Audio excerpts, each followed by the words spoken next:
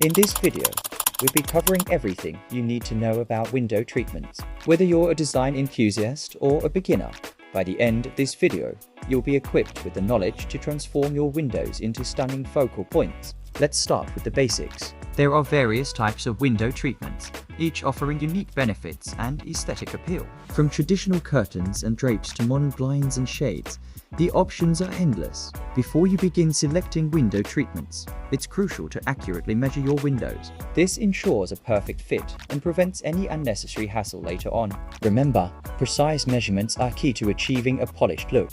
Once you have your measurements, it's time to choose the right fabric. The fabric you select can dramatically impact the overall look and feel of the room. Whether you prefer light and airy sheers or luxurious velvet, there's a fabric to suit every style and preference. Now, let's talk about functionality.